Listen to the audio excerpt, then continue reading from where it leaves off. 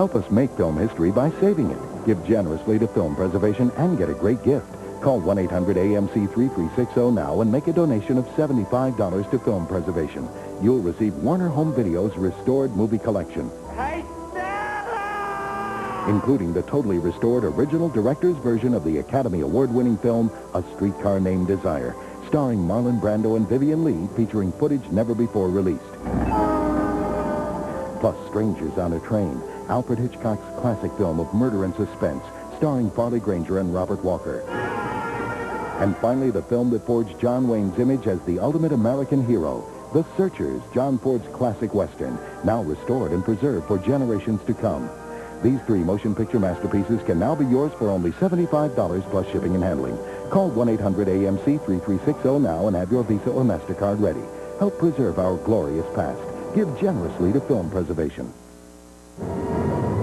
Now, for the first time on television, AMC brings you a Technicolor epic, uncut and fully restored to its original brilliance, featuring two of Hollywood's greatest stars, Gary Cooper and Ingrid Bergman.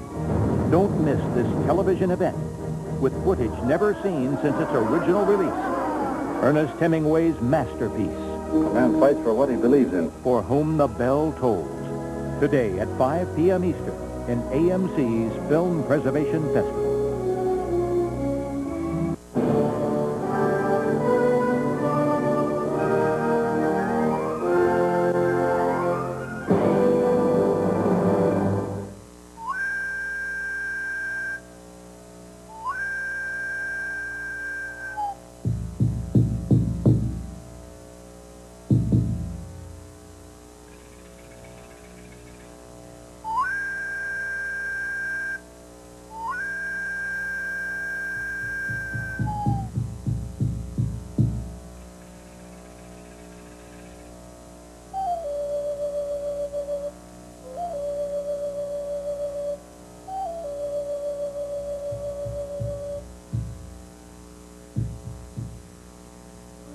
Ya ya na ho ne ya ya na he ne yo we ya ya na ho ne ya ya na ho ne ya ya na he ne yo we ya ya na ho ne ya ya na ho. It's a major issue, I think, in American modern society. Is how do you deal with the Native American? How do you deal with the indigenous population? And I think we're learning that you have to celebrate that.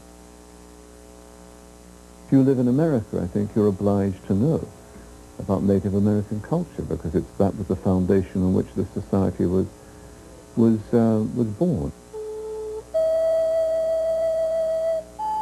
America didn't begin with Christopher Columbus, all the gringos going west. There was a society, a powerful, important culture here already.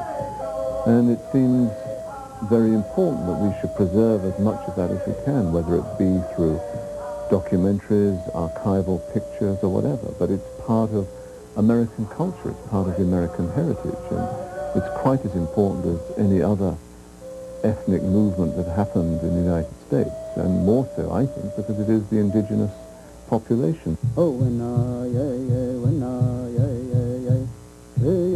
You have to be connected to your past.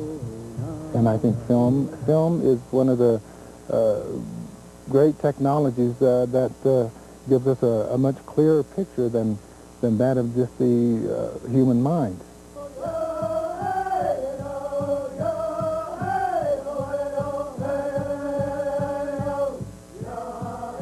It's a part of history, and it's something that we need to, I think, keep for our own idea of who we are. Like the old saying goes, a picture's worth 1,000 words, and these are moving pictures that we're talking about here, and they're very reflective of life, of attitudes, of the kind of people we were at any given time. It's much better to know your past, and that's exactly what any of these films that we're talking about connect us to. Because if you don't have a past, your present is murky, and your future is even more so. So anything that preserves, that shows to a contemporary American how their forefathers lived, worshipped, ate, fought, whatever.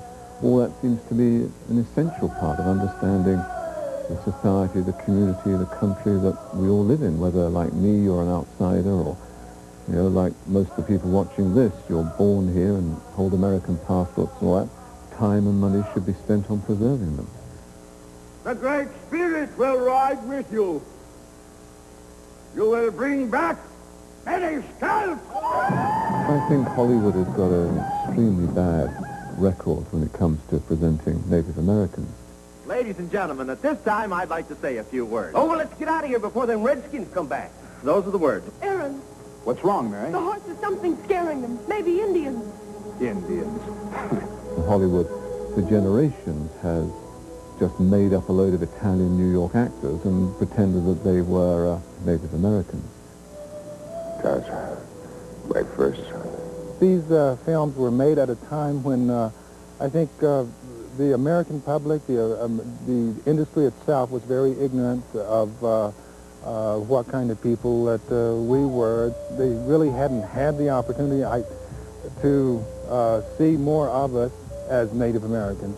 I think the industry itself came up with a lot of misconceptions about us and perpetuated these misconceptions into what's become stereotypes. Oh, that's a good. Whether it was for poetic license, which I think mainly the larger part of it was poetic license, they may have seen ceremonies and or dances that we as Native Americans, even I think during the Golden Age, weren't all that willing to share with Americans.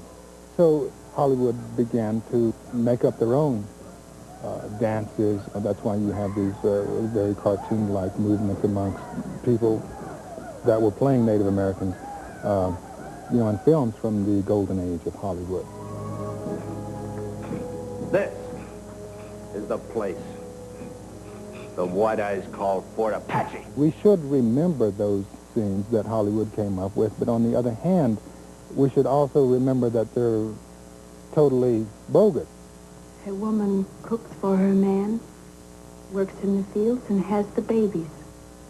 That is all. It should be preserved because there were some wonderful movies made by great directors. There were great stories told and great pieces of action and great pieces of writing and great pieces of acting. But if you want some insight into what the American Indian was all about, it has absolutely no value whatsoever. Ah, but you're a muscular little thing, aren't you? Those dresses are awfully deceiving. They have zero value in understanding American culture. So therefore I would say that anything that shows how the American Indian prayed, taught, lived, whatever, that should be the priority for preservation. I think it counterbalances what Hollywood may have contrived and gives us a truer picture of what was prevalent at the time amongst these particular Native Americans. We're lucky to have it on film. Ethnic minorities have been appallingly treated, and I think those days are over. The Native Americans aren't standing for it anymore, and whatever's left of it, whether it's said it's film or pictures or customs, I think we should preserve. We owe them that.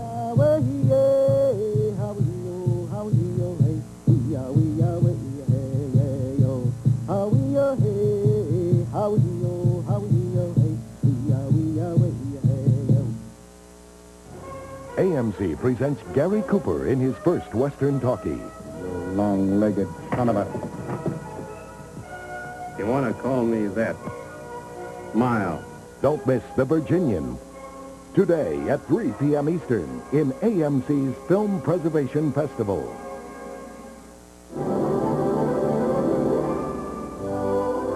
I've always loved going to the movies. In a funny way, I sort of separated what I did on TV shows, and even as an actor, from what I would see in the movies. So the magic has always been there for me. Even now as a director, I'm a very good audience, and I'm glad that I haven't lost that.